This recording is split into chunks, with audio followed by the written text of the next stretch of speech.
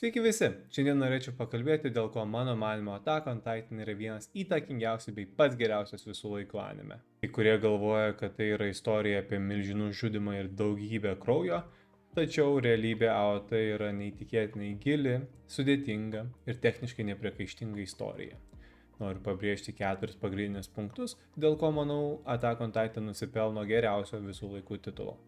Tai būtų unikalus ir įtraukiantis scenarijus, žadą atimanti animacija, epinis garso takelis ir tobulas originalus japoniškas įgarsinimas, nors girdėjau, kad ir anglų kalbos įgarsinimas yra aukščiausio lygio. Todėl pradėkime.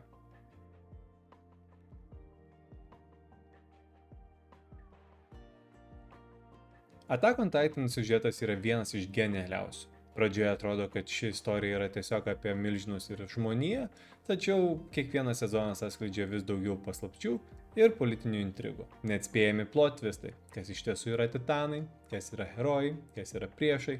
Kiekvienas atsakymas sukelia dar daugiau klausimų. Filosofiniai klausimai kaip laisvė, propaganda, genocidas, morališkai pilkos zonos. AOT neša tokią gilumą, kurios retai pamatysi seriale, filme ar knygoje. Personažų raida. Ne vienas veikėjas nėra tiesiog geras ar blogas, net Erenas pereina nuo naivaus berniuko iki, kas matėte iki galo suprasti mane.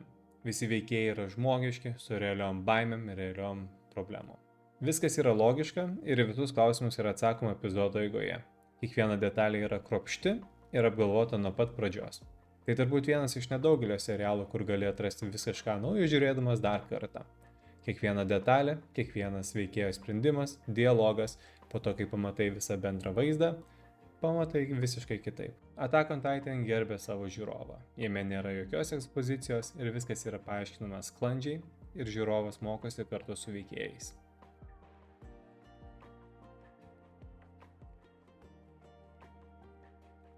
Attack on Titan animacija yra aukščiausio lygio. Per visus 4 sezonus animacija išlieka stabili, vientisa, be jokių abstrakčių detalių. Viskas yra rimta. Veiksmo scenos. ODMG ir kovos atrodo neįtikėtinai sklandžios ir įtraukiančios. Kiekviename sezone yra bent po vieną sceną, kuri atims žadą ir privers sutelkti visą dėmesį tai, ką matome ekrane. Detalūs fonai ir atmosfera.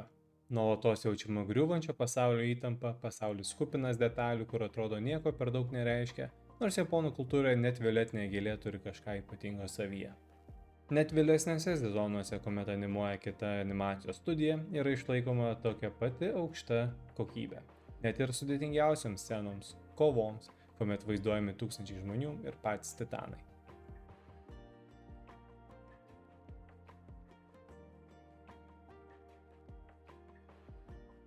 Noriu pakalbėti apie muziką. Dėka šių žmonių, Hiroyuki Savano ir Kota Yamamoto, mes galime patirti tikrą garsų simfoniją. Jei AOT neturėtų tokios epinės muzikos, tai nebūtų tas pats. Hiroyuki Savano ir vėliau Kota Yamamoto sukūrė absoliučius šedevrus, kurie net klausant atskirai, priverčia galvoti apie scenas, kuriuose groja. Kiekviena daina turi potekstę, kiekvienas elementas yra ten, kur turi būti. Tokios melodijos kaip Voga Limka Figi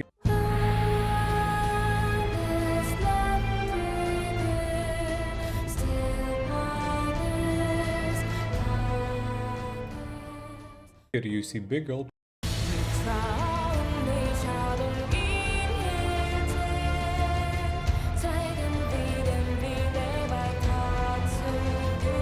priverčia tave tiesiog įsijausti priešais esantį spektaklį.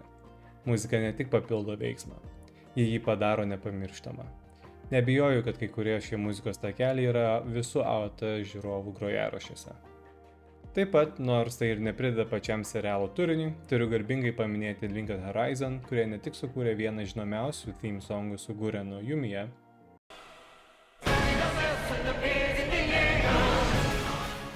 tačiau galbūt net ir visų anime fanų himną su Shinzo Sasage'ju.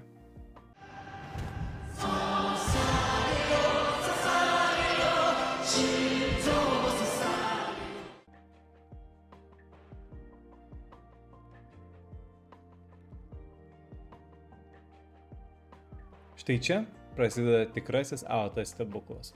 Originalus japoniškų balso aktorių darbas. Jie įkūnija personažus taip, kad tai tampa naujų kūrinių. Yuki Kaji, tas aktorius, kuris įgarsina Ereną,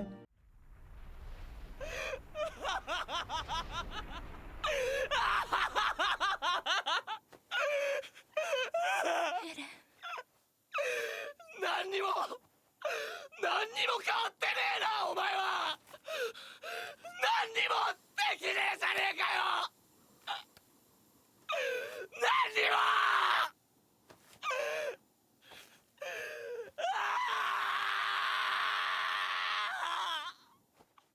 Jo transformacija iš verksmingo aukos į besotį traumą išgyvenusi revoliucionierių yra vienas geriausių balso aktoriaus darbų anime istorijoje. Nuo riksmo iki šnabždesio kiekviena emocija yra jaučiama. Yui Ishikawa, Mikasos Ackerman aktorė, sugeba perteikti Mikasos fasadą šaltą ir stiprią, bet kartu ir gilų, slepiamą pažeidžiamumą ir sielvartą vos keliais intonacijos pokyčiais. 私に情けを求めるのは間違っている。なぜなら今は心の余裕と時間がない。クリスタ、あなたはエレンとユミル、どっち？あなたも邪魔をするの。 Daisuke Ono, Ervino Smith aktorius ir legendinis jo vaidmuo. Jo kalbos, ypač šūkis Susume, yra ikoniškas ir pilnas tokio determinanto ir aistros, kad galėtų įkvėpti net labiausiai įsigandusi žmogų. Ervinas yra mano mėgstamiausias veikėjas, dėl be problemų mane įkalbintų pasiaukoti už žmoniją. いや、これからだ。総員突撃。人類存亡の命運は今この瞬間に決定する。エレンなくして人類がこの地上に生息できる将来など永遠に訪れない。エレンを奪い返し即帰還するぞ。心臓を捧げよう。 Net neišmanant japonų kalbos, įgarsintų intonacijos, šauksmai, verksmai ir tylos akimirkos perteikia daugiau nei bet kokie žodžiai. Tai neįgarsinimas, tai aukščiausios kokybės vaidyba. Attack on Titan nėra tiesiog anime, tai kultūros fenomenas. Jis sujungia įspūdingą istoriją, nuostabią animaciją, nepakartojamą muziką ir nepamirštamą emociškai gilę balso aktorių vaidybą. Anime kokybė per 10 metų išlieka absoliučiai nepakartojama. Tai anime, kuris verčia ne tik žiūrėti, bet ir jausti. Nors IMDb naudoti anime tikslam yra nelabai tikslinga, tačiau tai tik parodo, kad Attack on Titan yra ne tik serialas skirtas tiems, kurie tik mėgsta anime, tačiau ir tiems, kurie nori kokybiško gero serialo. Šį video darau todėl, kad noriu išreikšti meilę Attack on Titan, kuris, kad ir kaip juokingai skambėtų, padėjo man sunkiausiais gyvenimo etapais ir dar iki šiol padeda man judėti į priekį. Ir jeigu bent vienas žmogus pažiūrės Attack on Titan po to, kai aš išleidžiu šitą video, mano užduotis bus padaryta ir aš būsiu pasidalinęs šio nuostabiu serialu. Žinoma, tai tik mano nuomonė. Galbūt jūs galvojate, kad kitas anime nusipelno geriausio visų laikų titulo. Palikite komentarą žemiau ir galbūt pamatysite jį kitame mano video. Su jumis buvau aš, Mantyzi, ir iki kito karto.